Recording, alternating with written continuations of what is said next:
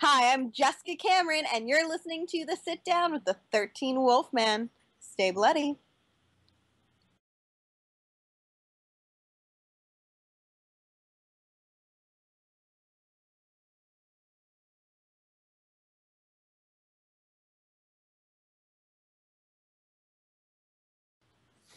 Hey everybody, you know who I am. I'm the 13th Wolf, and you know what I have with me today? I have Jessica Cameron. You know her from Camel Spiders. You know her from such movies as Silent Night. She's also a producer. She's making her own movies now, Truth or Dare, In Utero, and she's here with me on Sit Down. Jessica, welcome. Thank you so very much for having me. Oh, hey, I'm glad we could finally we were trying for the longest time to get the ships to, but they just kept crossing. Finally. And thank you so very much for bearing with me. I know my schedule can be quite hectic. So I'm I just glad. appreciate it. I'm just glad you saw me as being persistent and not real pushy. Oh no, don't worry. But I'm really honest. So if ever I think somebody's being pushy, I'll usually just be like, "Hey man, chill out." So I'll tell you. I won't get offended. I'll just tell you. You Yeah, know, that's kind of how I roll. there you go. Yeah, so I brought it up that you're making your own movie. I mean, you make your own movies now. Can you talk a little bit about Truth or Dare or Utero? Oh, I want to see Utero. Yeah, well, I'll talk a little bit about both of them. So, Truth or Dare, we just finished our film festival circuit. So, we were blessed to walk away with about 33 awards and over, I don't even know how many screenings, like 40 something. So, it was really wonderful. And now we're dealing with distribution, which, if you don't know what that means, it's basically uh, asking a bunch of strangers to please use lubricant as they rape the shit out of you. That's kind of how that works. And if you're a filmmaker, then you're laughing right now because you understand. So No, that is going. I'm laughing right now because you're like the fourth person that when they talk about distribution, they talk about, don't sell your movie, it's just, but if you don't, it doesn't get, no one gets to see it. I know, right? So, well, that's like the thing. There is that, but I'm trying to. I don't know. Like, I'm on the fence. Honestly, I might try to go a little bit self-distribution only because I know the aggregators who actually put it on iTunes, Vudu, and all of the above. So if I can just sell directly to the aggregators who are going to put it on those places, I don't know why I need a distributor or sales agent. So we're kind of just trying to sort that out. It's one of the things where it's really trepidatious and really hectic for me personally because I'm a researcher. So I literally will go out to every single letter that we get who wants our movie and find around 6 filmmakers and write them all. And you will be shocked at the horror stories. And I can't find one distributor or sales agent who does not have like these horrible horror stories from these filmmakers who I know and love that I'm like, oh my God, why did you do that to them? That was so mean. So we're trying to sort of navigate those waters, but Yeah. it's definitely, honestly, the most stressful part of filmmaking is trying to make sure that you're not getting, ridiculously raped in Yeah, no distribution. doubt. And then So, Utero is currently in post. It's coming along really, really well. That movie is my wonderful sort of Jacob's Ladder tale about my character Lauren, who's very pregnant, and throughout her 9th month, she begins to believe that her baby, or 8th month, I guess, her baby is in fact a spider monster. yeah, So, and this leads into a little bit of your. I read an interview with you that you have a fear of oh yeah, spiders. How I know, how do right? And you I keep getting cast in these spider movies. It's camel ridiculous. spiders and this? How do you say? Oh yeah, sure, that's what I want. Because I've seen the movie poster. You know what you do first and foremost? There's no spiders on set. That's what you make sure. Step number one. On Camel Spiders, I knew they didn't have the budget for live spiders. On Utero, I was like, if there's a live spider, it's a polite no. Because I can't handle real spiders. And actually, when we were shooting Cross Country and we were filming Desolation, which is one of the 3 movies that we made in our road trip, I actually came out of a scene that was in a bathroom and I was walking out the door. So the frame inside was to the door. So as soon as I walk out the door, I knew I was out of frame. But I literally, like the second step I took out of the doorway, I nearly stepped on a giant, like a blue tarantula that was crawling, and I just had a heart attack, and I literally like freaked out because I couldn't scream because they're rolling. I would have blown the take, and then all off into like the distance, it's all like pitch black because obviously the set's lit up, but nothing else is. So I'm convinced, right, that there's thousands of these fuckers out there because it's black and I can't see anything. So I'm frozen and I can't scream and I can't do anything. I'm about ready to pass out, and finally they call cut, and I turn around, I run in, and I just fall on the floor, freaking out. And everyone's like, "Oh my God, what the hell is that?" And I was like, "Tarantula outside," freaking out. So you make sure there's no real ones, and then you go from there. But it's honestly, as an actor, it's almost easier in a sense because I'm legitimately terrified for my life. So it makes the acting part easier because it's not like you're imagining some, zombie chasing you. I'm just like, no, there's a spider there. That's easy. Yeah, utero. I mean, when I got on Twitter, you were one of the first people I followed. And I love Twitter. If you're not following me on Twitter, you should. It's I love Twitter so much. Exactly. And the nicest thing was that it's like I knew who you were from your other movies, and I'm like, oh, well, I'm going to send her a tweet, and she responded. This is I try, and now sometimes they get lost. I didn't know this. I try to respond to everyone. I really do. So if I ever don't respond, just do it again. Because sometimes when you get around 600 plus tweets a day, Twitter will only let you go down so far in your navigation. So it's like if I haven't checked my tweets for like 6 hours and I've had 600 tweets in that hour, I might not see the last 200. Oh, okay. Yeah, and there is a way to do it. You have to go in and log into a desktop. But sometimes, like by the time I get to my desktop or by the time I've answered all my emails and everything, there's just no time to like spend, scrolling down to find those tweets that may be lost or might actually show up. But I thought it was cool that you responded, and I was like, that's such a nice way to, I mean, such a nice thing that they would do. I mean, the person, it's like, you see some other stars and you like, you comment and you never see anything kind of response. It's like, oh, okay. So they have Twitter to have Twitter. I hate this. Those people can suck it. They're missing the best part. I don't like to respond like if somebody's like, oh my God, your movie was really offensive. I'm like, I'm so glad you said that. Can I leave you the next time I offend you so that I have it on video? So did you always want to be in the horror genre? I mean, as an actress, or was that just something you fell into? It's both. So, I mean, I never really looked at it as far as like which movies do I want to act in, right? I started acting when I had a really good job after I'd done my university in fashion. And I had a really great job. It paid me really, really, really, really well. And I wasn't really interested in doing anything else at that time. But when I had my first review, they just told me that I spoke too fast. So I had to fix this problem. So I started taking acting classes because it was a suggestion from my immediate boss when I couldn't find a speech class. So I thought honestly that it was just going to stay there. But luckily for me, I fell in love with the art of acting. And I found like this creative expression from a job that was so stifling and that wasn't what I thought it was going to be. Because I was having like one of those early 20s crises where you're like, oh my God, I've spent 4 years studying something that I hate. So luckily for me, that came in acting. And even then, I just thought, I was like, okay, great. I'm going to do fashion for my like real job. And then I'm going to do this for fun. And this is going to be what I focus on every weekend, every evening, because I love it. But then I took all the classes and there was no more classes to really take. And my teachers were like, you're really good. You should just start auditioning. And then I just started auditioning whenever I had a chance. So by fluke, I just wound up auditioning for a bunch of horror films because I was in the Midwest. I was in Ohio, and that's what they had a lot of. And then a couple years later, I would leave and be like, I'm going to do this full time because life is too short to do a job that you hate, regardless of money.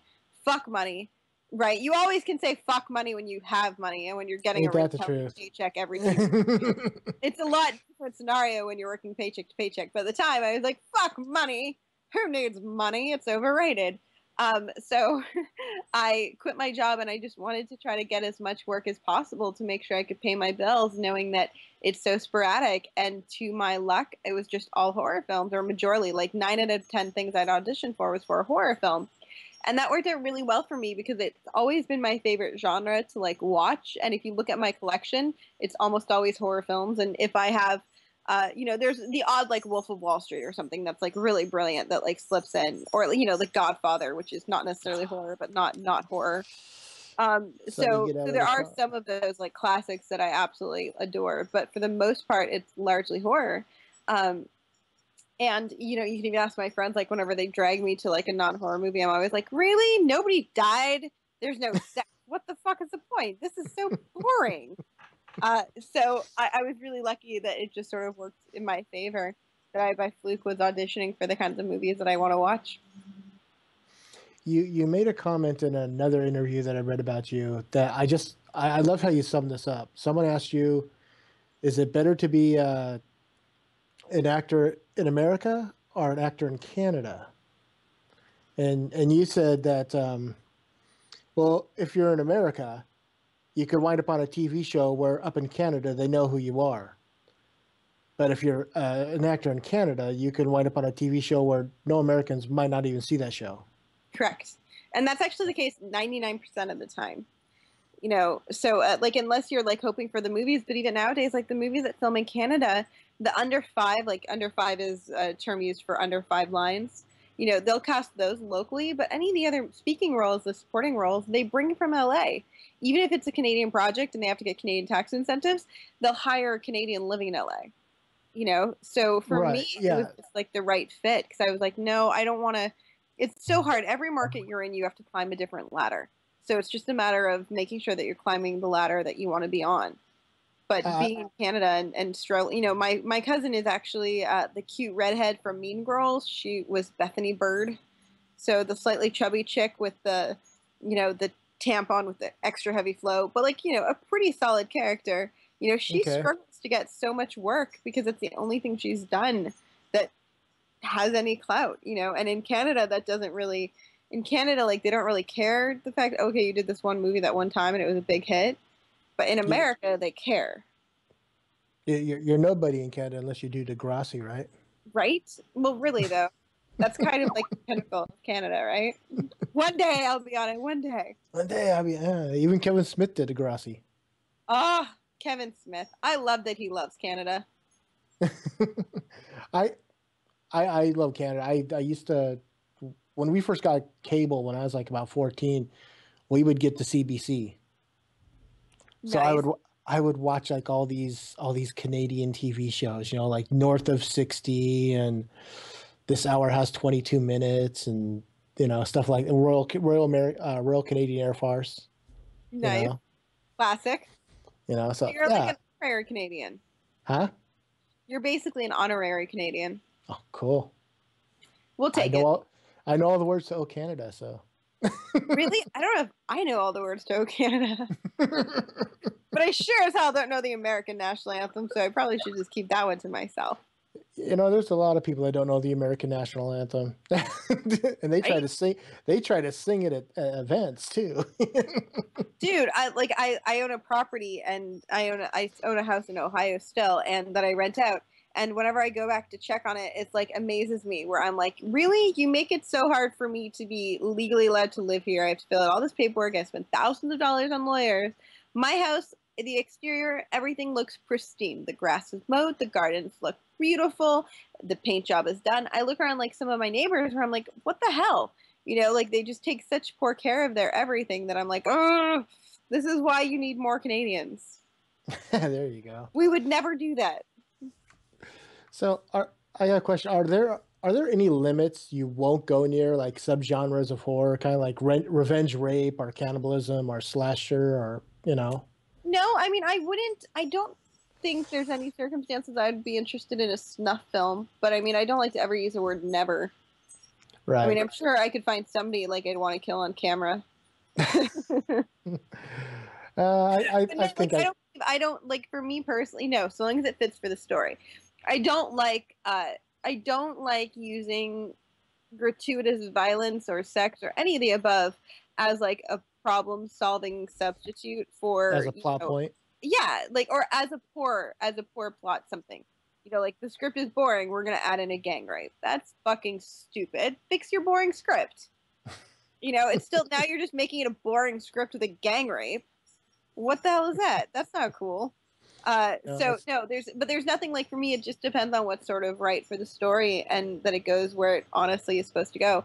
I do have an issue with a lot of the remakes, just in the fact that although I'm not anti-remake per se, I wish more people would be making remakes with a legit justification as to why that story should be told in a new way, as opposed to it's going to make money, so let's just throw it together. Yeah.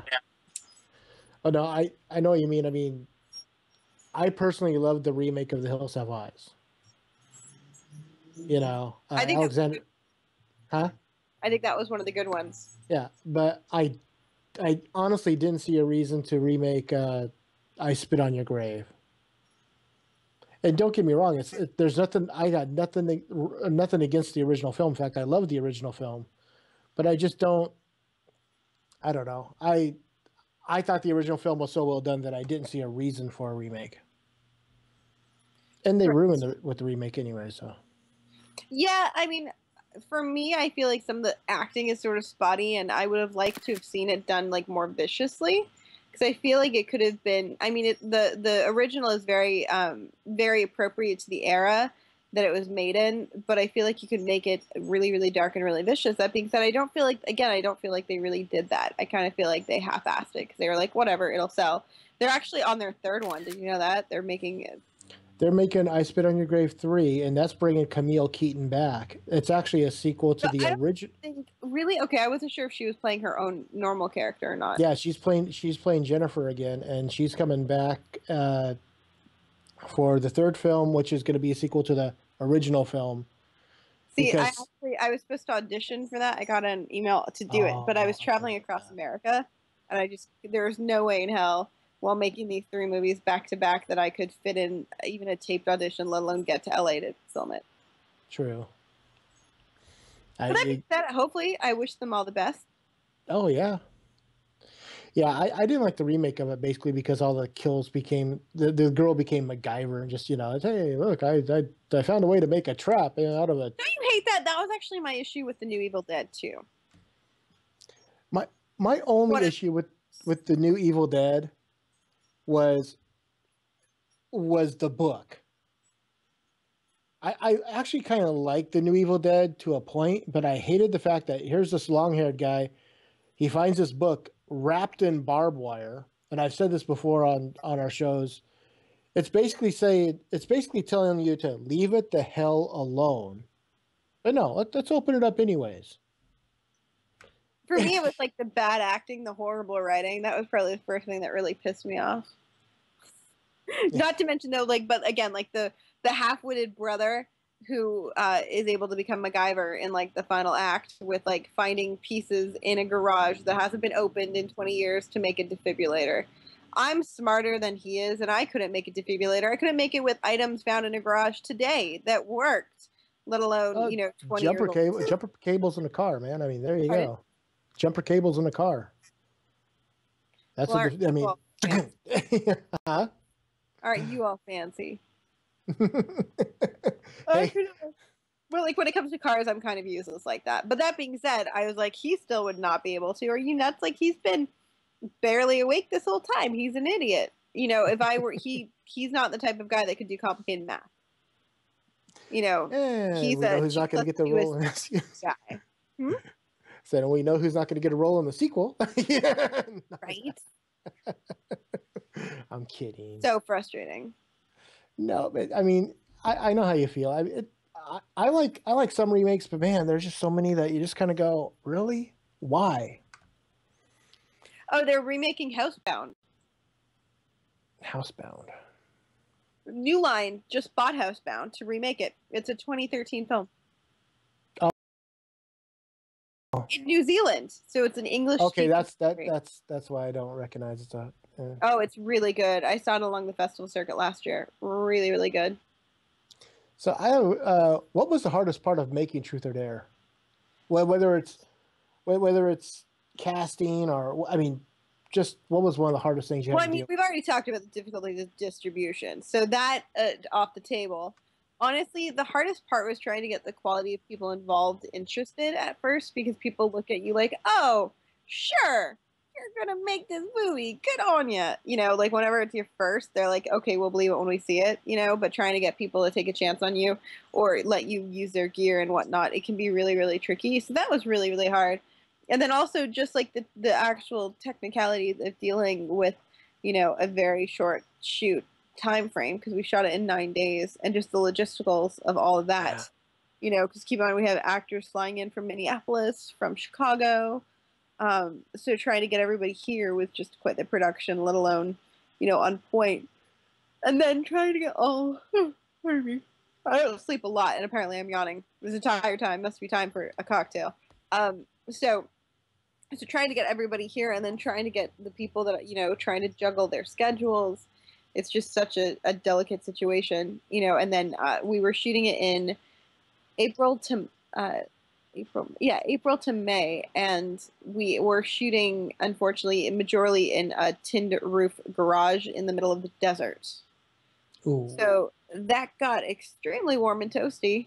No I don't know doubt. if you've ever been on a horror film set, but all the blood, like blood is usually, depending upon who you talk to, they'll make blood differently, but a lot of the time it's like a Caro with red food coloring, and then sometimes like some solidifiers, or I like to use chocolate sauce to make it I was depth. gonna say chocolate syrup thickens it up, you know, and also Right. gives it kind of a darker. Yeah, I've made fake But blood. okay, so then, you know, but like flies come out at like day Yeah. one. So when you've got like all this blood on the ground everywhere for like 8 or 9 days, it doesn't smell very good. And you've got everybody in there sweating all day, long days. It doesn't smell good. So, I mean, that was hard. I love that story. Yeah. I know what that means. I'll watch you. Nice. Gotcha. Go team. So, you're let's see, you and many of the others involved with the movie have won festival awards, including like Best Director, Best Actress. Yet the movie still seems to get panned by the critics. Why do you think that?